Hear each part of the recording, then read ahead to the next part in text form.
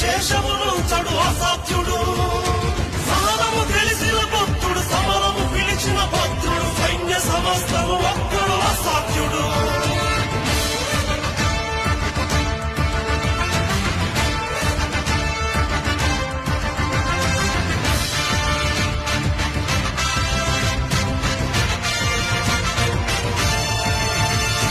సమయము స్థలమిక చూడడు కథనము అతనికి చెడుకుడు శత్రు శిరస్సుల నొదలడు అసాధ్యుడు